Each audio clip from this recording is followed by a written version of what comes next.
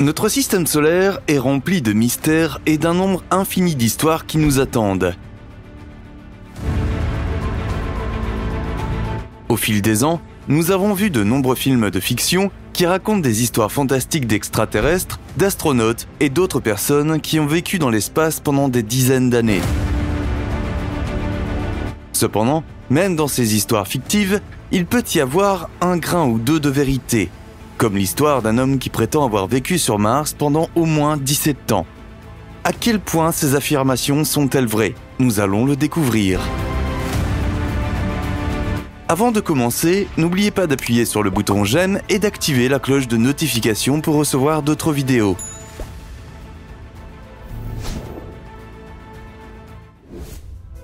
« 17 ans sur Mars ». La grande planète rouge de notre système solaire, officiellement connue sous le nom de Mars, fait l'objet de débats depuis de nombreuses années. Il y a eu beaucoup de discussions, ce qui soulève la question de savoir si oui ou non les humains pourront vivre sur Mars un jour dans le futur. En fait, des infos récentes affirment que nous enverrons nos premiers humains sur Mars au cours de la prochaine décennie. On ignore si cela se produira réellement, mais de nombreux livres et films ont exploré la possibilité d'une vie sur Mars, qu'il s'agisse d'une vie humaine ou extraterrestre. Il existe même une théorie folle selon laquelle le gouvernement des États-Unis aurait, à un moment donné, stationné des Marines sur Mars, bien que cela n'ait jamais été prouvé. Cependant, un Américain prétend avoir vécu sur Mars pendant 17 ans. Et bien que cela puisse paraître fou, il est important de donner à Randy Cramer une chance de raconter son histoire. Randy raconte une histoire fantastique sur la façon dont il a été recruté par l'armée américaine pour un programme connu sous le nom de Mars Defense Force. Il raconte qu'il a passé de nombreuses années à travailler sur ce programme et qu'il a volé dans un vaisseau spatial avec une équipe connue sous le nom de Earth Defense Force. Il dit qu'il a fait partie d'un programme exclusif de la marine qui formait des enfants dès leur plus jeune âge afin qu'ils puissent vivre sur Mars sans les difficultés que les visiteurs plus âgés peuvent rencontrer. Il dit que près de 300 enfants ont été recrutés dans ce programme, certains d'entre eux n'ayant que 4 ans. Au total, 299 personnes ont été embauchées et chacune d'entre elles a reçu un implant dans le cerveau qui lui permettrait de communiquer par télépathie. Cela permettrait aux membres de l'équipe de communiquer sans avoir besoin de radio qui peuvent avoir des interférences ou être interceptées par les forces ennemies. C'est une idée plutôt géniale, honnêtement. Cramer dit qu'il a été entraîné pendant plusieurs semaines pour faire partie de cette mission. Si l'on considère que la plupart des astronautes doivent s'entraîner pendant des années avant d'entrer dans l'espace, sa courte période d'entraînement semble s'être bien passée s'il a été autorisé à quitter la Terre si tôt. L'un des aspects les plus intéressants de son histoire est qu'il affirme avoir été transporté dans le passé afin de pouvoir participer au programme plusieurs années auparavant. Cela a été fait pour que sa famille et ses proches ne remarquent pas le temps qui s'est écoulé jusqu'à ce que sa mission soit terminée. Il dit que lorsqu'il est devenu assez âgé, il a été emmené dans une base lunaire secrète en 1987, juste avant d'être expédié sur Mars. Il raconte qu'un portail de téléportation a été utilisé pour l'aider à se rendre rapidement sur la planète, ce qui a permis de gagner beaucoup de temps par rapport à l'utilisation d'une navette spatiale et de rendre la mission beaucoup plus secrète. Sa mission sur la planète était d'aider à défendre 5 colonies humaines qui y avaient déjà été transportées. Il dit que Mars était déjà rempli de vie extraterrestre depuis de nombreuses années et qu'au moins 2 espèces différentes y vivaient depuis un temps inconnu. Randy explique que l'atmosphère de Mars est parfaitement habitable et qu'il n'est pas trop insensé de penser que des humains pourraient y vivre dans un avenir proche. Cependant, les 2 espèces d'extraterrestres pourraient rendre cela difficile. Il affirme que ces 2 espèces sont très intelligentes, l'une d'entre elles ressemblant à un insecte tandis que l'autre ressemble davantage à un reptile. Cela peut sembler une idée folle, mais Randy dit que les États-Unis ont commencé à faire la guerre à ces êtres. Il dit que plusieurs batailles ont été menées et que de nombreux hommes et femmes de la Terre ont fini par perdre la vie dans le chaos. Cependant, après ces batailles intenses, il y aurait maintenant un traité de paix entre les humains et les 2 espèces sur Mars. Randy dit qu'au total, il a passé plus de 20 ans dans l'armée. Cela lui a permis de prendre sa retraite il y a quelques années seulement. Et il dit que sa cérémonie de départ a eu lieu sur la Lune. Je ne sais pas pour vous, mais une cérémonie sur la Lune semble incroyable. Nous ne savons pas exactement comment cela se serait déroulé, car les humains auraient eu besoin de combinaisons spatiales sur la Lune, mais cela semble être une expérience extraordinaire. Il affirme que tous ses anciens supérieurs hiérarchiques et nombre de ses collègues étaient présents à la cérémonie, y compris l'ancien secrétaire à la Défense, Donald Rumsfeld. Ce qui rend son histoire encore plus incroyable, c'est que Randi dit qu'il a été forcé de subir une procédure de vieillissement inversé, ce qui lui a permis de retrouver son ancien âge et d'être confortablement replacé en 1987, sans qu'aucun membre de sa famille ne se rende compte qu'il était parti depuis plus de 20 ans. Dans une étrange tournure des événements, Randi dit aussi que ce n'était pas son idée de rendre son histoire publique. Ce sont plutôt ses anciens superviseurs qui lui ont demandé de s'exprimer. Il explique qu'ils ont commencé à remarquer que l'économie américaine était en difficulté. Les pouvoirs politiques du monde entier ont également commencé à menacer les États-Unis et leur puissance.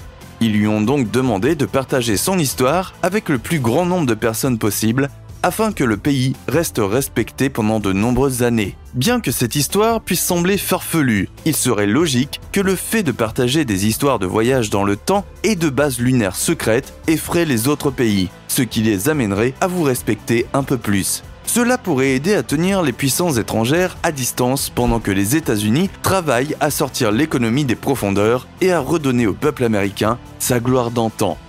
Bien que nous n'ayons pas de preuves indéniables de l'expérience de Randi sur la Lune et sur Mars, son histoire a pris de l'ampleur lorsque deux autres personnes ont pris la parole pour le soutenir, toutes deux affirmant avoir fait partie du même programme secret.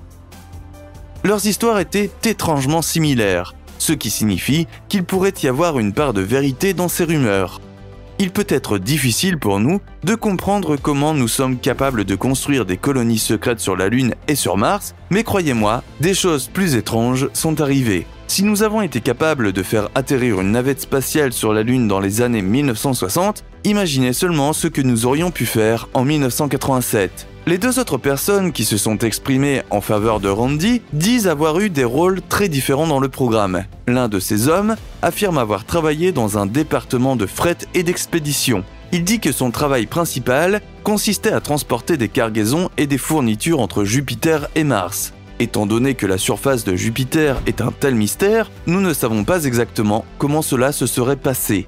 Cependant, l'autre travailleur affirme que la société Lockheed Martin a participé à cette mission pendant de nombreuses années. Étant donné que Lockheed Martin a créé certains des plus grands avions que le monde ait jamais vus, il serait logique qu'il soit impliqué dans quelque chose comme ça, même si cela ressemble à une sorte de rêve délirant.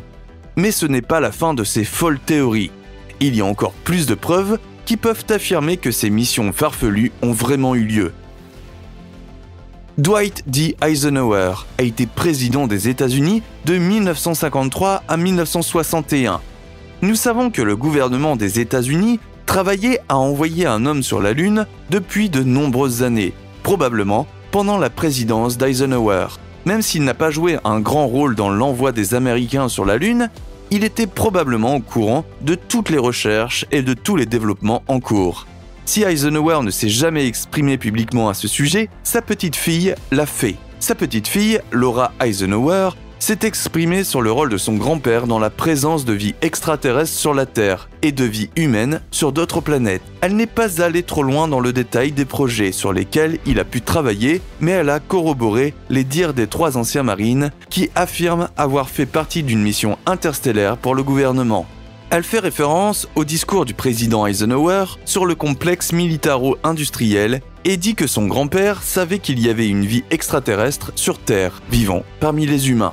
Elle dit que non seulement son grand-père était au courant, mais qu'il a fait de son mieux pour permettre à ces extraterrestres de vivre pacifiquement parmi nous, jouant un rôle majeur dans un traité de paix signé en 1954. Nous ne savons pas s'il s'agissait du même traité que celui dont les hommes ont parlé pendant leur séjour sur Mars, mais ce traité aurait été signé pour que les humains et les extraterrestres continuent à vivre en paix, ensemble, pendant de nombreuses années. Laura a également parlé du rôle de son grand-père dans la création d'une base sur Mars, et a confirmé qu'elle avait été invitée à visiter la base en 2007. Nous ne savons pas avec certitude si elle a effectivement visité la base, mais cela a dû être le voyage d'une vie si elle a accepté l'invitation. Ces histoires peuvent sembler complètement ridicules, mais il faut garder à l'esprit que ce sont 3 Marines de haut rang qui les ont rapportées, ainsi que la petite fille de l'un des présidents les plus mémorables de l'histoire des États-Unis. Si ce n'est pour ces détails clés, il serait très facile de considérer ces histoires comme fausses. Mais ces personnes ont mis leur carrière et leur réputation en jeu en s'exprimant à ce sujet. Il est donc logique qu'il puisse y avoir une part de vérité. Ces histoires peuvent également avoir été prouvées ces dernières années, avec un homme nommé David Martins, qui aurait découvert une base gouvernementale sur Mars il y a peu de temps. David se considère comme un astronaute amateur. Il n'a jamais été physiquement dans l'espace, mais il passe une grande partie de son temps libre à rechercher des planètes et à examiner la surface des planètes de notre système solaire.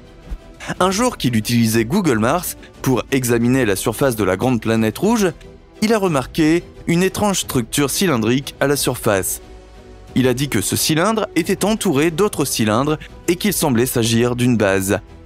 Il ne savait pas qui avait installé cette supposée base, mais il a décidé de la nommer Biostation Alpha, jusqu'à ce qu'il en sache plus. L'Université d'Arizona s'est exprimée sur ces affirmations et a déclaré que les rayons cosmiques étaient à blâmer pour l'image, ajoutant qu'il n'y a pas de base sur Mars. Il affirme plutôt que c'est une simple distorsion de la caméra qui a conduit à l'apparition de structures en forme de cylindre sur la planète. Les rayons de ce type sont des particules émises par le Soleil, et dans de bonnes conditions, ils peuvent déformer les photographies et donner lieu à des images assez étranges comme celles que David a vues sur Mars.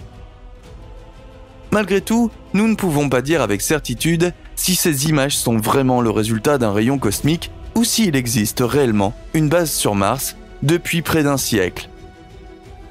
Quelle que soit la vérité, elle finira bien par être révélée. Merci de nous avoir suivis. N'oubliez pas d'appuyer sur le bouton j'aime et d'activer la cloche de notification pour recevoir d'autres vidéos.